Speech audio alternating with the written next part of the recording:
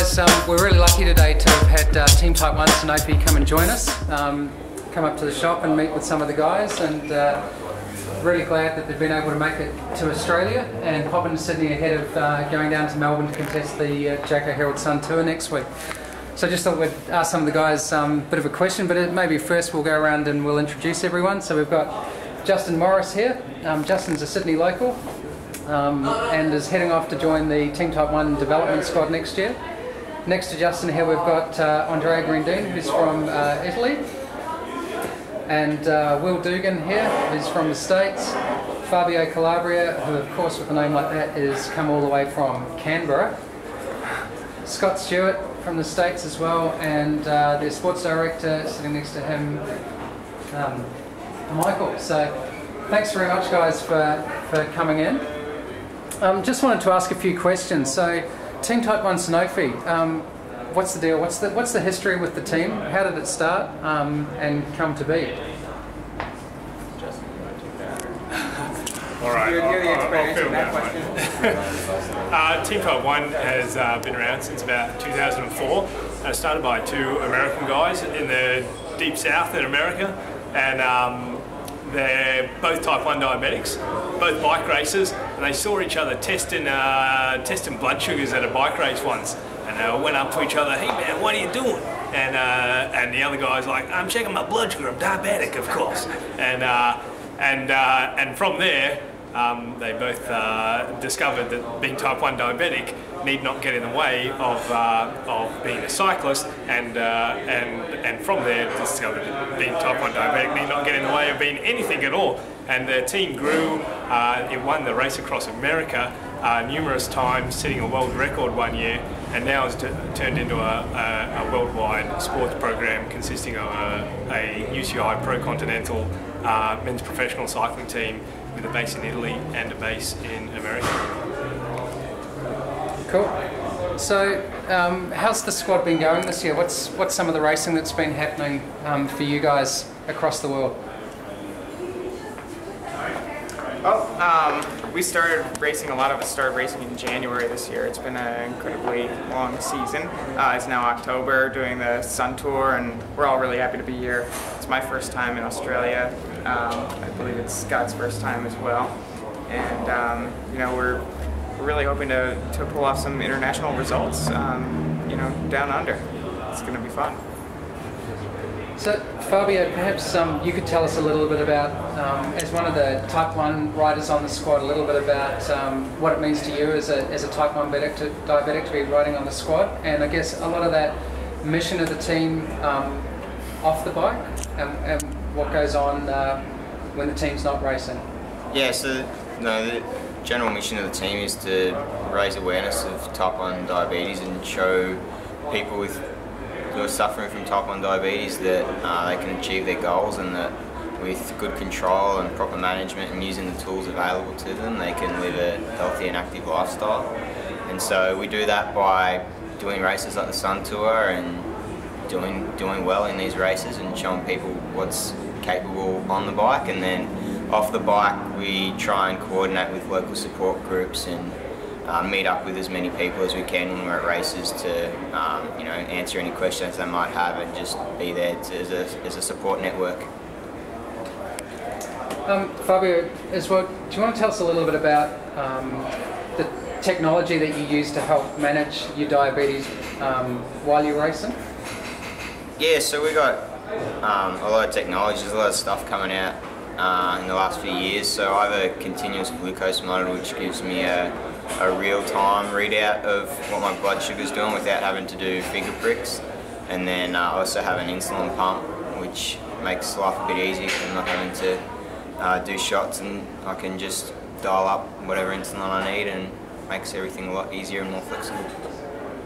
Scott, would you tell us what's it like to travel halfway around the world to race your bike? What sort of challenges does that provide for you? Well, right now I'm pretty jet lagged.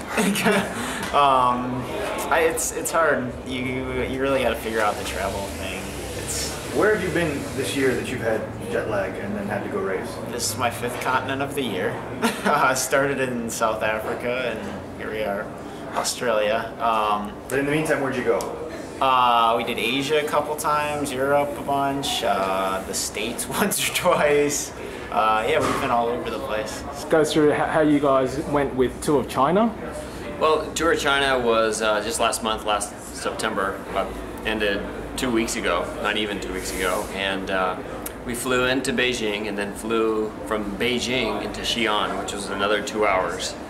And we had 4 stages there, and then took a day and flew back to Beijing and drove down to Tianjin for the last day. So while they call it the Tour of China, we didn't encompass all of China, but we covered a great deal of it down in the Sichuan province and then back to Beijing. So that's really not that uncommon of a race. We had a few more transfers than normal for that one, but that's a pretty typical race for us overseas. And then before that, we'd been in where? In China, in Qinghai Lake. Qinghai Lake is a big race in July, and that's up on the Tibetan Plateau, Qinghai province.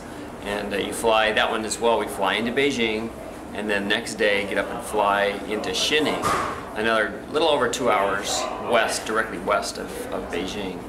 And that race is all around 1,700 meters going up to 4,000 meters in altitude there on the Tibetan Plateau. Wow. And we're not done actually with China. We're standing at the squad to China next. That's correct. There's the Tour of Hainan, which begins about 4 or 5 days right after this race starts, and that's a 10-day event on the island of Hainan in China. Fabi, you've done the Tour of Rwanda with the team, which is, you know, an African race, and I guess a lot of us probably don't know that the race exists. But do you want to tell us a little bit about why Rwanda is so important to the team, and I guess the mission that you have and the outreach work that you do in Rwanda? Yeah, so we go to Rwanda.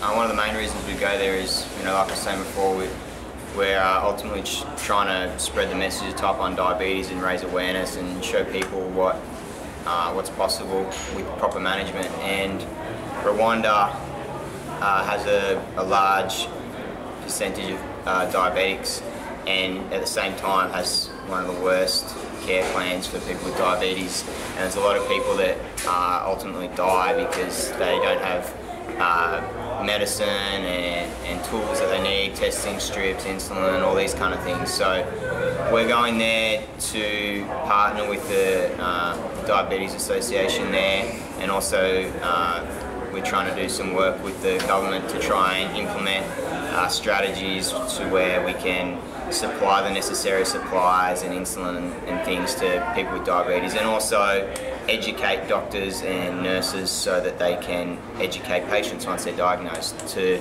you know, the end goal being to stop people dying from diabetes, which ultimately is a treatable condition. It's also a pretty hard race. It's a very hard race. And African Peloton is yeah, I mean, most people would see the African countries doing really well in marathons. It's the same kind of thing in cycling, you know, it's the same kind of attributes do well in cycling. So the African countries produce some really great cyclists because they just have really good athletic bodies, and so the racing's not easy at all. It's quite hard. The courses in Rwanda, there's lots of climbs, there's not really a whole lot of flat roads, so, you know, the time of the year, the courses and the riders all make it for a pretty challenging race. Thanks. So, someone wanted to tell us about some of the key highlights for the team this year, some of the wins and big successes that you've had. I know Turkey was a pretty big race. Yeah, Turkey was probably the biggest result of the whole year. That was Alexander Efemkin, one of our Russian teammates, secured that with the help of the rest of his teammates over in Turkey. Was that in July or End of April. Oh, end of April. Wow. Well, the season is long.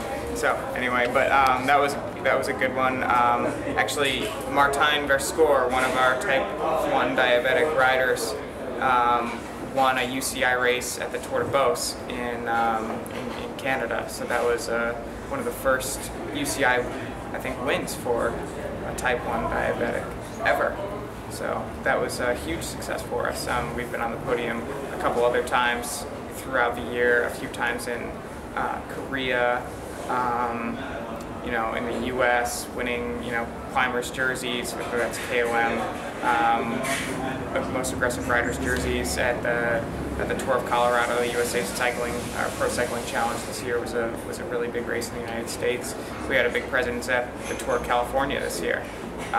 So the outreach of the team is really expanding, and with the help of Sanofi, this is what we came here to do.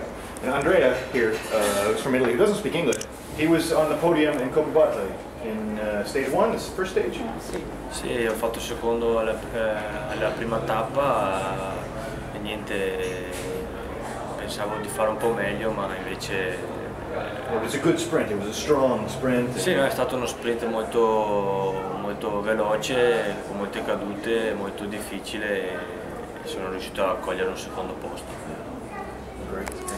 So Justin, you're off to another race end of next week. Do you want to tell us a little bit about your fat tyres? Yeah, I'm actually in conjunction with road racing and do a bit of mountain bike racing as well.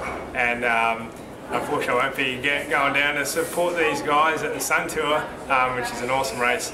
I'm heading north to complete the Crocodile Trophy with Team Subaru MarathonMTB.com, and I've been told I'm the first ever Type 1 diabetic to compete. So hopefully I can finish it and hopefully get a result up there at the Crocodile Trophy in Cairns, North Queensland.